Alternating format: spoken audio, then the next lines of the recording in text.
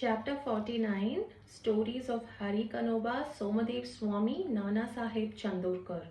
Primarily, when even the Vedas and Puranas cannot sufficiently praise Brahma or Sadguru, then how can we, ignorant, describe our Sadguru, Sri Sai Baba?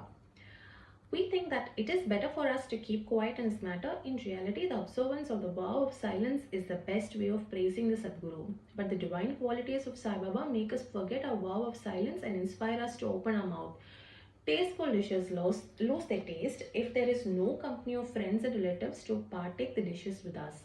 But when they join us, the dishes acquire additional flavor. The same is the case with the Sai Leela Mrit, the nectar in the form of Sai Leelas. This nectar we cannot partake alone. Friends and brothers have to join us, the more the better.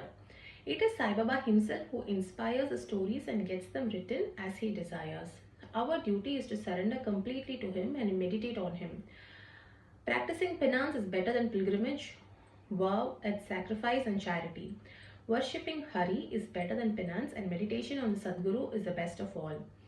We have therefore to chant Sai's name, think over his sayings in our mind, meditate on his form, feel true love for him in our heart, and do all our actions for his sake. There is no better means than this for snapping the bondage of this sansar.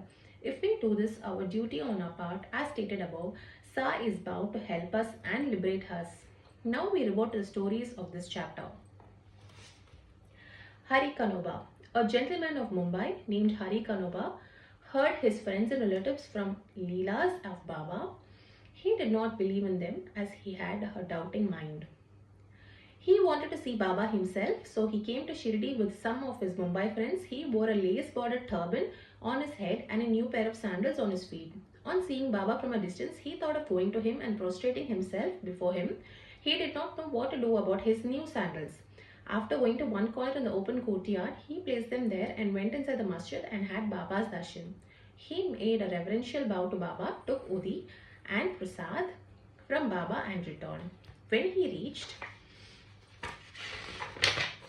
the corner, he found to utter dismay that his sandals had disappeared.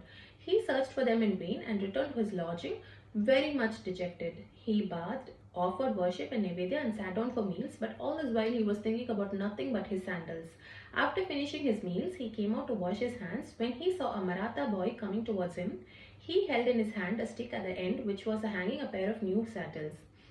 He said to the man who had come out to wash their hands that Baba sent him with the stick in hand and asked him to go on the streets crying, Hari ka beta, Jari ka beta, and that if anybody claims these sandals, first assure that his name is Hari and that he is the son of Ka, that is Kanoba, and that he wears a lace bordered turban, and then give them over to him. On hearing this, Hari Kanoba was pleasantly pleased. He went ahead to the boy and claimed the sandals as his own.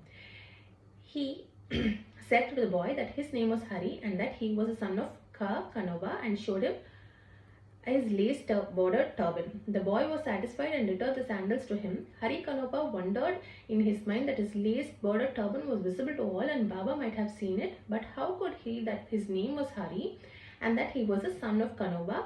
As this was his first trip to Shirdi, he came there with the sole object of testing Baba and with no other motive. He came to know by this incident that Baba was a great Satpurush. He got what he wanted and returned home well pleased. Somadev Swami. Now hear the story of another man who came to try Baba. Baiji, brother of Kaka Sahib Dixit, was staying at Nagpur. When he had gone to the Himalayas in 1906, he made an acquaintance with one Somadev Swami of Haridwar at Uttarkashi down the Gangotri valley. Both took down each other's names in their diaries. 5 years later, Somadev Swami came to Nagpur and was at Baiji's guest. Therefore, he was pleased to hear the Leelas of Baba and a strong desire arose in their mind to go to Shirdi and see them. He got a letter of introduction from Baiji and left for Shirdi. After passing Manmant and Kopergaon, he took a tonga and drove to Shirdi. As he came near Shirdi, he saw two flags floating high over the masjid in Shirdi. Generally, we find different behavior, different mode of living and different outward paraphernalia with different saints. But these outward signs should never be our standards to judge the worth of a saint. But with Somadev Swami, it was different. As soon as he saw the flags, he thought, why should a saint take a liking for the flags. Does this denote sainthood? It implies a saint's hankering after fame. Thinking thus, he wished to cancel his Shirdi trip and said to his fellow travelers that he would go back. And they said to him that why would you come so far? If your mind became restless by the mere sight of flags, how much more agitated would you be on seeing the Rath, the palanquin, the horse, and all other paraphernalia in Shirdi? The Swami got more confounded and said, not sadhus with horses, palanquins, and tom-toms have I seen, and it is better for me to return than visit such a sadhu. After saying this, he started to return. The fellow travelers pressed him not to do so, but to proceed. They asked him to stop his inconsistent way of thinking and told him that the sadhu, that is Baba, did not care a bit of the flags and other paraphernalia, nor the name. It was the people, his devotees, who kept up all the paraphernalia out of love and devotion to him.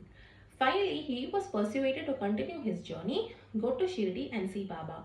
When he went and saw Baba from the courtyard, he melted inside.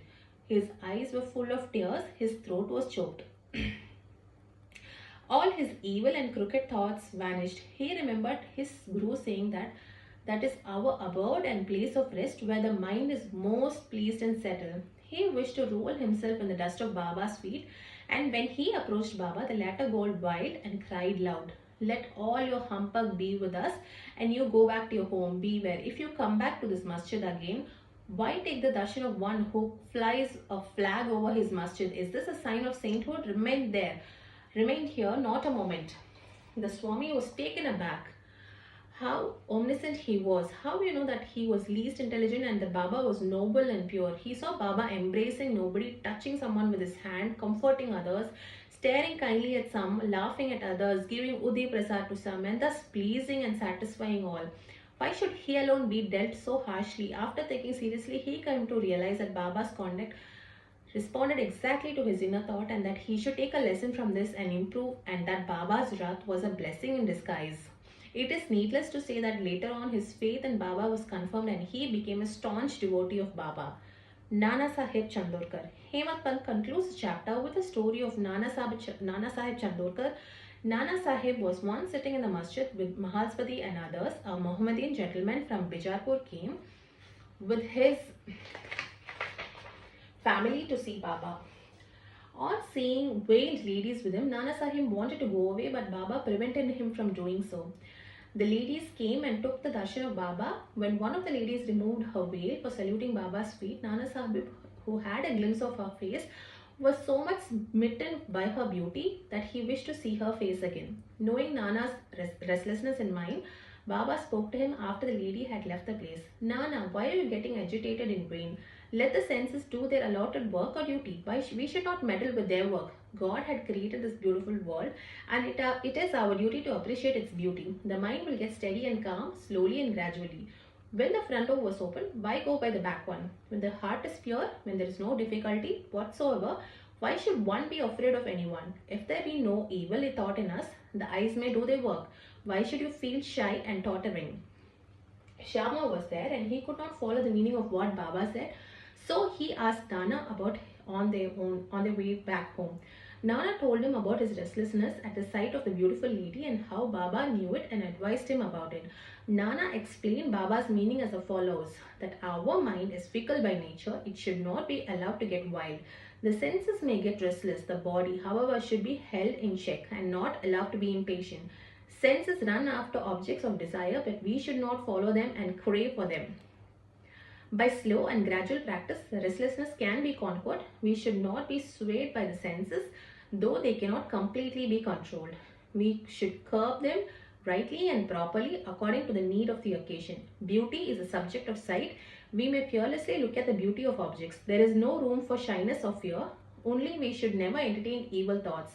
Making the mind desireless, observe God's work of beauty. In this way, the senses will be easily and naturally controlled, and even in enjoying objects, you will be reminded of God. If the outer senses are not held in check and if the mind to be allowed to run after objects and be attached to them, our cycle of births and deaths will not come to an end. With Vivek, that is discrimination, as our charioteer, we will control the mind and we shall not allow the senses to go astray. With such a charioteer, we reach the Vishnupada, the final abode, our real home from where there is no return. Bow to Sri Sai, peace be to all. Om Sairam.